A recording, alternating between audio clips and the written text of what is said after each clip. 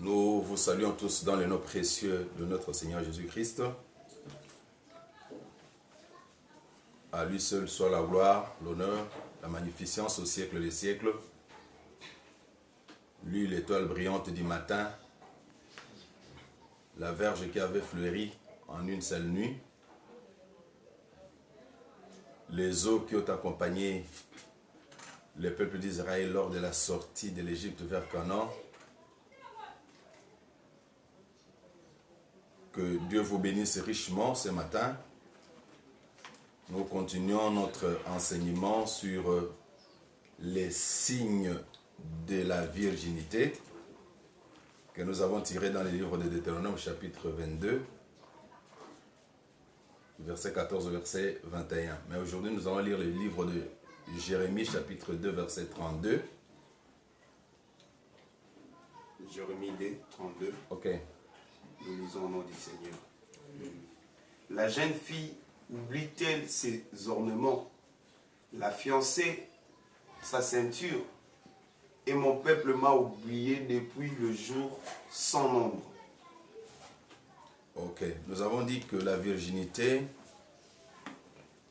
c'est celle-là spirituelle, selon le livre de 2 Corinthiens chapitre 11, où le frère Paul nous a fiancés à un seul époux pour nous faire paraître comme des vierges pures ces jours-là.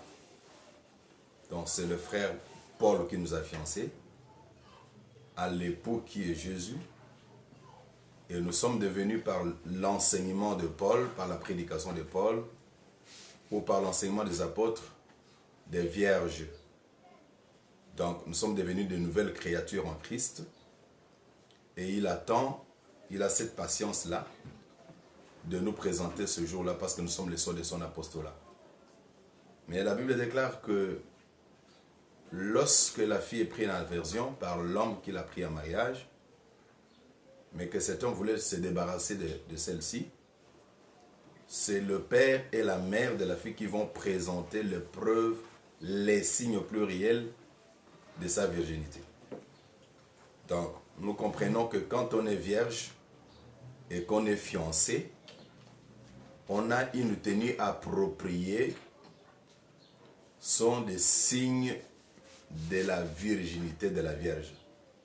Parce que le prophète Jérémie pose la question, est-ce qu'une fiancée peut-elle oublier ses ornements sacrés, ses joyaux, ses bijoux? D'autres versions parlent des bijoux. Mais je ne veux pas parler de tous les bijoux dans la Bible parce qu'il y a bijoux et bijoux.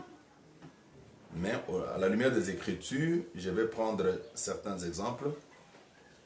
Mais avec un exemple plus précis ce matin, pour dire que les ornements qui sont sur nous, des pendants aux oreilles, l'anneau au nez, de bracelet au poignet,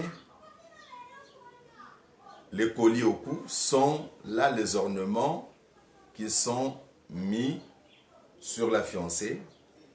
Et le psaume 45 dit que quand la fiancée devrait entrer dans le palais du roi, le jour du mariage, elle y part à toute resplendissante, dans la splendeur de la fiancée, dans le palais du roi, selon le psaume 45, ne vient que de vêtements sacrés qui sont sur elle, et de tous les ornements qu'on a mis sur elle.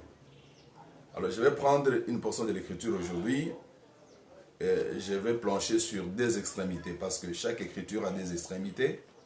La montagne a un sommet et un bas. Je vais aller au sommet de la montagne et redescendre au bas de la montagne. Dans Genèse chapitre 24. Je vais lire simplement le verset 22 jusqu'au verset 24. 22.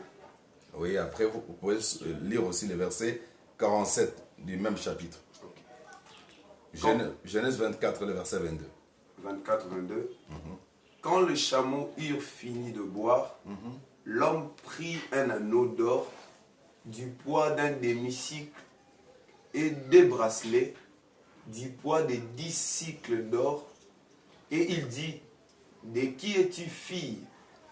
Dis-le-moi, je t'ai pris. Y a-t-il dans la maison de ton père de la place pour passer la nuit? Elle répondit, je suis fille de Bethuel, fils de Milka et de Nachor. Le verset 47. 47, la Bible dit, je l'ai interrogée et je dis, de qui es-tu fille? Elle a répondu, je suis fille de Bethuel, fils de Nachor et de Milka. J'ai mis l'anneau à son nœud Amen. et les bracelets à ses mains. Amen. Amen. Le verset 22 précise que le serviteur d'Abraham,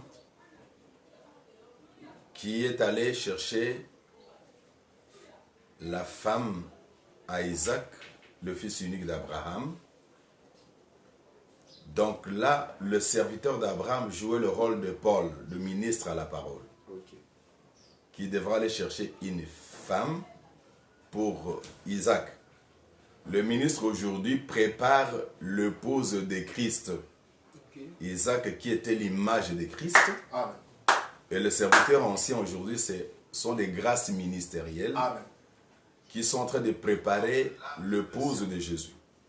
Vous remarquerez avec moi, homme frère, que ces serviteurs étaient munis, dans le verset 22, de plusieurs choses, dont un anneau d'or et de bracelets.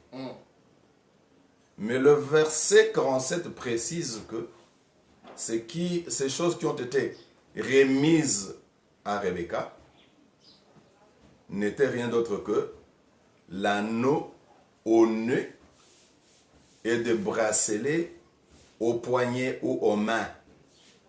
Donc, il avait un anneau qui était placé à son nez et il avait aussi des bracelets que le serviteur a apportés. Mais je voulais faire une petite exhortation en passant pour dire que quand vous lisez bien le chapitre 24, le serviteur voulait avoir l'assurance que son voyage a réussi. Il dit, la fille à laquelle je dirai, donne-moi de l'eau à boire, mais qui ne donnera pas seulement de l'eau à boire à moi, mais qui va aussi le donner à ma suite. Et vous remarquez que quand l'homme le serviteur d'Abraham s'approche, il dit à Rebecca, donne-moi de l'eau à boire. Et Rebecca prononce ce qui a été l'objet de la prière du serviteur avant qu'il ne rencontre Rebecca. Donc, dire que je vais te donner à boire ainsi qu'à la suite aux chameaux qui sont derrière toi, cela accomplit une portion de l'écriture. Quand Dieu parle une fois, nous écoutons deux fois. Parce que si on n'écoute pas deux fois, il est pratiquement impossible qu'on devienne fiancé à Isaac. C'est pourquoi nous comprenons que il y a de ceux-là qui baptisent au nom du Père, du Fils, Saint-Esprit.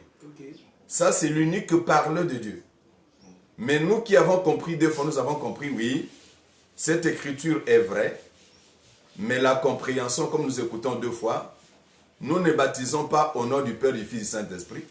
Nous baptisons au nom de Jésus-Christ. Donc celui qui baptise aujourd'hui au nom de Jésus-Christ, c'est celui-là qui a compris. Quand Dieu a parlé une seule fois, lui a compris deux fois. Mais je viens ici dire que l'anneau était placé au nez d'une femme. Quelle beauté splendide pour cette jeune fille. Et remarquez que quand cet homme-là au puits place l'anneau au nez, ainsi que des bracelets à ses poignets, c'est Rebecca qui va prendre cet homme pour l'amener chez elle. Son grand frère va remarquer que non, ma petite sœur n'est plus comme elle était auparavant. Parce qu'il avait des signes sur elle. Et les signes étaient l'anneau au nez et les bracelets aux mains. Donc, c'est comme ça que son grand frère va s'étonner. Tu es allé puiser de l'eau, tu n'étais pas comme maintenant. Et il avait un homme à côté, derrière elle, qui dira, je l'ai rencontré, je lui ai posé des questions, et elle s'est présentée qu'elle était fille de tel. Et c'est pourquoi c'est moi qui ai mis l'anneau au nez, ainsi que des bracelets. C'est pourquoi l'anneau et le bracelet sont des signes de la virginité. Ah, ok. Vous remarquerez avec moi que quand Rebecca va aller à la rencontre d'Isaac dans le champ, elle sera toujours munie de cette tenue-là. Il aura toujours ces deux éléments-là, l'anneau ainsi que le bracelet. Est-ce que je me fais comprendre? Ok. Quant à l'anneau, le livre de Proverbes chapitre 11, verset 22. Proverbes 11, verset 22, un peu rapidement. Proverbe 11, Le verset 22. le verset 22, la Bible dit, je lis, un anneau d'or au nez d'un pourceau, c'est une femme belle et dépourvue de sens. Donc la Bible déclare, si vous prenez un anneau d'or, vous le placez au nez d'un pourceau, d'un porc, d'un cochon. Vous placez votre anneau d'or au nez d'un cochon, c'est semblable à une femme qui est belle, mais qui n'a pas de tact, qui n'a pas son bon sens, qui n'est pas sage. Quand je parle du tact, je vais parler du fait du jugement. Ok. Parce qu'un enfant de Dieu, c'est celui-là qui est mature, qui a un jugement réel. Parce que le frère Paul dit, celui qui a l'esprit n'est pas jugé par les autres. Lui-même a son jugement, lui.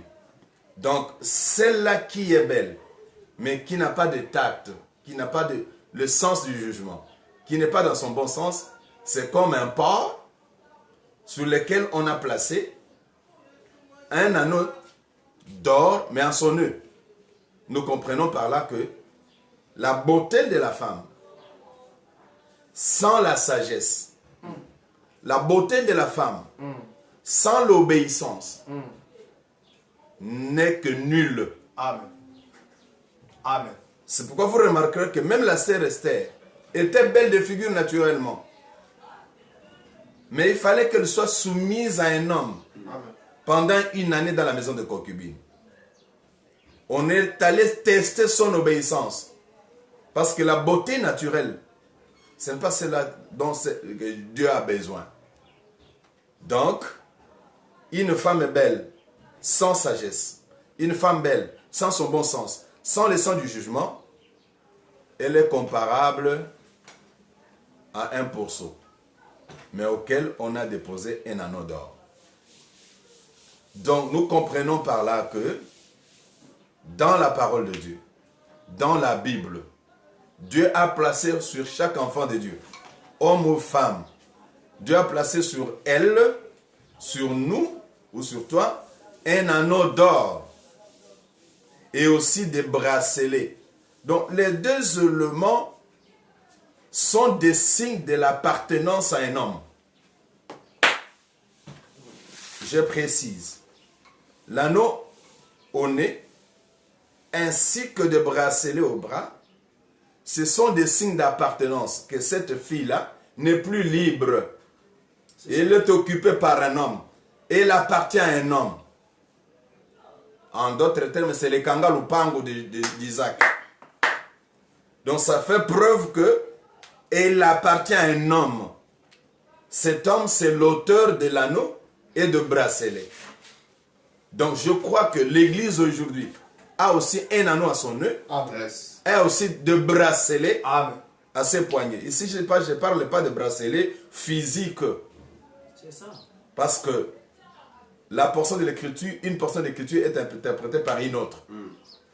Est-ce que la Bible autorise aujourd'hui que nos sœurs portent des bijoux? Non. Je dis bien non. Parce que la Bible défend cela. Parce que la parure extérieure n'a pas raison d'être pour la femme qui fait profession de servir Dieu. Lisons un peu cette écriture. 1 Pierre chapitre 3. 1 Pierre 3. Le verset 1er jusqu'au verset 4e. 1 Pierre 3, 1 à 4. Femmes, soyez de femmes soumises à vos maris. La première des choses à la femme, c'est quoi? La soumission. C'est la soumission. Enfin que si quelqu'un n'obéisse point à la parole, Amen. il soit gagné sans parole par la conduite de leur femme. En voyant votre manière de vivre, chaste et réservée. Un peu, une pause, vous allez continuer. L'obéissance, c'est un signe à une femme par rapport à son mari, à son époux. Mais il faut qu'il y ait aussi la chasteté, la pureté. Nous avons présenté la pureté comme aussi un signe de virginité. Donc la manière de vivre chaste va permettre à l'homme non croyant à recevoir le Seigneur comme Seigneur et Sauveur. Donc la femme n'a pas besoin de parler. Mais le langage de la femme pour gagner quelqu'un au Seigneur, c'est son comportement. C'est ce que disent les Écritures. Donc le comportement de la femme, la façon d'être de la femme, la chasteté de la femme permettra à l'homme qui n'est pas encore gagné au Seigneur de venir au Seigneur. Ayant non cette parure extérieure. Ayant non cette parure extérieure. Quand la Bible dit ayant non la parure extérieure, c'est-à-dire que la parure extérieure est déjà déclassée. Donc, ça ne vaut même pas la peine que vous veniez avec des bijoux à l'église, croyant que vous êtes en train d'adorer le Seigneur. Non. Donc ça, c'était l'ombre. Quand on dit on a mis un anneau au nez, et qu'on a mis aussi des bracelets, ce n'était que l'ombre. La réalité, c'est en Christ. Amen. Voici la réalité. Qui consiste dans le chevet tressé, les ornements d'or, ou les habits que l'on rêvait. Mais la parure intérieure est cachée dans le cœur. Donc la parure dont il faut séparer, c'est cette parure intérieure. Donc quand on a une parure intérieure, c'est cette parure-là qui permet à la femme, à l'épouse de Christ, de devenir resplendissante. Donc, je vais dire, il faut que l'intérieur soit sauvé. Il faut que le comportement commence par l'intérieur. Mais la parure extérieure dans des tresses, parce qu'aujourd'hui tout le monde est dans des tresses, on vend des cheveux partout, fabriqués dans des usines plastiques. Apparemment, toutes les femmes sont belles, apparemment. Mais quand vous lisez le livre des Cantiques, Salomon ne voit pas cette beauté-là physique-là. Salomon a une autre beauté. Où il est en train de comparer même les nœuds de sa femme, même la bouche de la Sulamite, même le cou de la Sulamite, même les yeux de la Sulamite, même les seins de la Sulamite. Donc la beauté selon Dieu n'est pas comparable à la beauté physique. La beauté physique, peut-être tu peux la garder seule pour l'homme physique. Mais pour l'homme spirituel, il n'a pas besoin. Jésus, le spirituel, n'a pas besoin de cette beauté-là naturelle. Donc, qu'est-ce que la Bible dit? Continuez, frère. La pureté incorruptible d'un esprit doux et paisible. Donc, la pureté incorruptible. Donc, quand on a l'or sur son nez, on est revêtu de l'incorruptibilité. Par l'or représente la divinité. Et la divinité est incorruptible. Amen. De génération en génération, Dieu reste le même. Amen. Quelles que soient les circonstances, Dieu reste le même. Il est le même hier, aujourd'hui, éternellement.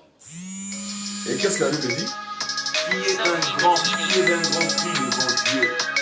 Donc c'est cette parole. Si séparé autrefois le sainte femme qui espérait en Dieu, soumise à leur mari. Donc toutes les femmes d'antan qui servaient le Seigneur ne séparaient pas d'une parure extérieure. Ça c'est le frère Pierre qui le dit. Je l'acclame parce que quand on prêche que Pierre n'est pas là, toute prédication qui ne se réfère pas à la prédication de Pierre, cette prédication vient de l'enfer. Le prophète Pierre est allé dans la nuit des temps, puisé dans les temps anciens. Il a vu toutes les femmes qui servaient le Seigneur à leur temps. Elles n'avaient que de parure intérieure. C'est-à-dire, même pour Rebecca, c'était une parure intérieure. Ça, c'est ce que dit le prophète Pierre. Qu'est-ce qu'il dit? Comme Sarah. On prend l'exemple de Sarah. La servante du Seigneur Sarah. Continuez, frère. Qui obéissait à Abraham et l'appelait son Seigneur. La parure intérieure de Sarah, c'était l'obéissance Donc c'est ça la parure qui est d'un grand prix devant le Seigneur. Donc Sarah avait une parure intérieure. Or n'ignorons pas toutes les sœurs qui sont en train de me suivre. Il est écrit pour nous qui poursuivons la justice. Plongeons notre regard sur Sarah, la mère des vivants. Nous comprenons par là, homme frère. La première servante, c'était Sarah. Ok. Et quand Isaac va chercher une femme, cette femme-là doit recopier Sarah. Ok. Ok. Donc, Rebecca était semblable à Sarah. Ok. Come on. Nous comprenons. C'est d'elle que vous êtes devenue fille. Amen. En faisant ce qui est bien, Ok. sans vous laisser troubler par aucune crainte. Oh, ok. Donc, l'anneau d'or, c'est l'obéissance. Ok. Mais le bracelet, c'est le signe d'appartenance. Wow. Ok. C'est la sécurité de la femme. Wow. Parce que le prophète Pierre dit, quand j'ai dit prophète Pierre, il avait l'esprit de la prophétie. Come on. Oui, c'est ça. Parce que tous les prédicateurs ont l'esprit de Christ. Come on. C'est l'esprit de la prophétie. Donc ici, je suis sous l'onction prophétique. Ok. La Bible dit que Sarah avait cette parure intérieure qui était l'obéissance. Et plus loin, la Bible a déclaré, peut-être le frère a sauté cette portion de l'écriture, qu'elle appelait Abraham son Seigneur. Ok. Donc l'adoration Aïe. ne peut être que le produit de l'obéissance. Ok. Quiconque n'obéit pas à la parole de Dieu Bien. Amen. n'adore pas le Seigneur. Amen. Amen. L'adoration, c'est l'obéissance au Seigneur. Voilà. Amen. C'est l'anneau d'or que nous avons. Partout où nous sommes, on n'est pas adorateur simplement le dimanche à l'église. On est adorateur toute sa vie. Parce que quand Israël quittait l'Égypte pour Canaan, il rendait un culte pendant 40 ans. Tout le temps de l'exode, c'est l'adoration. C'est le culte. Parce que les gens ont une mauvaise façon d'appréhender le culte. Le culte, ce n'est pas seulement les mardis, le mercredi. C'est pourquoi même Corona ne peut pas rompre le culte que nous rendons au Seigneur. Amen. Parce que d'autant plus que nous avons offert nos corps comme sacrifice agréable, nous lui rendons un culte raisonnable. Amen. C'est pourquoi il dit, sans vous effrayer. Termine le verset 4. Le verset 4, la Bible dit, et c'était Marie, la parure intérieure Amen. est cachée dans le cœur Ok. la pureté incorruptible Amen. d'un esprit doux et paisible, Amen. qui est d'un grand prix devant Dieu. Amen. Continue. Le verset 5. Ainsi séparées autrefois les saintes femmes qui espéraient en Dieu. Oh. La Bible dit les saintes femmes. Saintes femmes. C'est-à-dire toutes les femmes ne sont pas saintes. Ok. Ici, je suis en train de m'adresser aux saintes femmes. Ok. Quand j'ai dit les saintes femmes, je ne parle pas simplement aussi des sœurs physiques. Tout homme qui a reçu le Seigneur est épouse du Seigneur. Amen. Donc nous servons le Seigneur quand nous l'adorons. Voilà. Qu'est-ce que la Bible dit plus loin? Sans vous laisser troubler. Donc nous avons l'assurance avec nous. Quand le bracelet sont à nos poignets et que l'anneau est posé sur notre nez, automatiquement nous avons cette assurance-là. Or l'assurance n'est rien d'autre que la foi. Amen. Ok. Donc la foi qui est aussi l'obéissance à la parole de Dieu. Amen. Donc celui qui a la foi en Jésus a cette assurance devant le Seigneur. C'est pourquoi toutes les saintes femmes qui ont servi le Seigneur, séparées de cette manière-là. C'est pourquoi nous aussi qui servons le Seigneur aujourd'hui, nous devons avoir pour modèle toutes les femmes qui ont servi le Seigneur dans leur temps. Et il faudra que l'anneau soit posé au nez, pas aux oreilles, mais au nez. Ici, je ne parle pas de l'anneau au doigt, parce que dans la Bible, aucune femme n'a reçu l'anneau au doigt. De tous ceux qui posent les anneaux au doigt des femmes, cet enseignement vient de l'enfer. Ça, c'est par amour, c'est par grâce que je suis en train de prêcher cela. Quand je lis la Bible, les anneaux au doigt n'ont été posés que au doigt de Joseph. C'est un signe de pouvoir, d'autorité, de commandement. Et l'enfant prodigue a perdu l'autorité sur ses serviteurs. On a posé l'anneau. Donc, quand vous posez un anneau au doigt d'une femme, c'est de la sorcellerie. Voilà. C'est de l'apostasie, c'est un faux enseignement, c'est l'enfer qui est en train de parler. Et vous l'avez reçu où? Vraiment. Vous l'avez reçu de votre mère. La Bible est athée. Ok. Dans la Bible, cela n'existe pas. Amen. Si l'anneau au doigt, c'est un signe de mariage, alors c'est que le pape est marié. Parce que le pape a un anneau au doigt. Ok. Donc tous les cardinaux sont mariés. Hein. Mais il faut qu'ils nous présentent leur femme officiellement. Ok. Donc vous l'avez copié de votre mère. La Babylone la grande. C'est pourquoi le signe de l'anneau au doigt n'est pas le signe de l'appartenance. Le signe de l'appartenance de l'épouse à la femme, c'est l'anneau au nœud. Oh. Est-ce que j'ai dit qu'il faut perforer tous les nœuds de la... Non. C'est l'obéissance. Voilà. Amen. Ok. Amen. Donc quand on obéit au Seigneur, c'est pourquoi vous verrez quand le Seigneur Jésus est venu, étant serviteur du Père, parce que la première venue, Jésus est venu comme serviteur.